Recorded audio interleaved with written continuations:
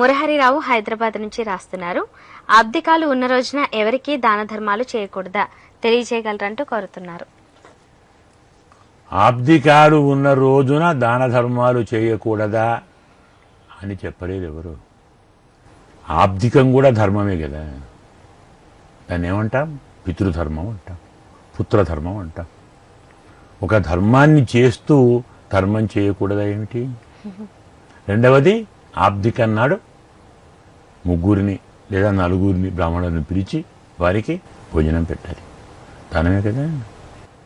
వారికి వస్త్రాలు ఇవ్వాలి, దానమే కదా. వారికి దక్షిణ ఇవ్వాలి, దానమే కదా. పితృ ఆరాధన ధర్మమే కదా. ఆబ్దికమే దాన ధర్మములలో చేరినది.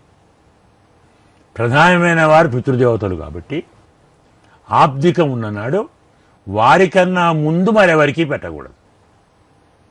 అంటే మనం పితృదేవతలకు గాను ఏ బ్రాహ్మణులను ఆరాధించదలుచుకున్నామో వారిని పిలిచి వారిని సత్కారం చేసి వారిని ఆరాధించి వారికి భోజనం పెట్టి వారు భోజనం చేసి వెళ్ళేంత వరకు మరెవరికి దానం చేయకూడదు, మరే ధర్మాన్ని ఆచరించకూడదు.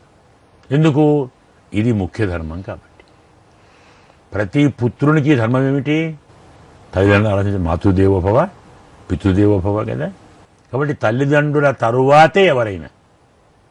కాబట్టి ఏ రోజైతే ఆబ్దిక ఉంటుందో, తల్లిది కావచ్చు, తండ్రిది కావచ్చు, తాతది కావచ్చు, ఆ రోజు మొదలు పితృదేవతలకే ఇవ్వాలి, పితృదేవతలకే పెట్టాలి, పితృదేవతలనే ఆరాధించాలి. వారి ఆరాధన అయ్యేంత వరకు మరెవరికి ఇవ్వకూడదు, ఎవరికి పెట్టకూడదు. మీకు ఉత్సాహం చాలా ఉంది, ఆరాధన అయిపోయింది, వారు భోజనం చేసి వెళ్ళిపోయారు, మీరు భోజనం చేశారు, సాయంత్రం దేవాలయానికి వెళ్ళండి, అందరికీ దానం చేయండి, తప్పులేదు. భగవంతుని శాస్త్రనామాచరణ ధర్మం ఆచరించండి, తప్పులేదు. కానీ దీనికంటే ముందు చేయకూడదు. పితృదేవతల కంటే ముందు మరే దేవతను ఆ రోజు ఆబ్దికం రోజు ఆరాధించకూడదని శాస్త్రం. అది అంతవరకే తప్ప ఆ రోజు మొత్తం పనికిరాదని కాదు. నిషేధం కూడా వీరికంటే ముందు చేయకూడదని తర్వాత మనం ఆరాధించవచ్చు, ఆచరణ చేయవచ్చు. ప్రాధాన్యం వీరికి, శ్రద్ధ భక్తి దీని మీద బాగా పెరగటానికి ఆ నియమం పెట్టారు. అందరికీ వస్తుంటే వీడిని మర్చిపోతాం కదా మనం చాలా గొప్పవాళ్ళం. కాబట్టి ఇలాంటి మరుపు లేకుండా అశ్రద్ధ, దాని పేరే శ్రాద్ధం, శ్రద్ధతో చేసిందే శ్రాద్ధం. అంటే మనసు అక్కడే ఉండాలి. అందువల్ల పితృదేవత ఆరాధన కంటే ముందు చేయకండి. మీకు ఉత్సాహం ఉంటే తరువాత చేయండి.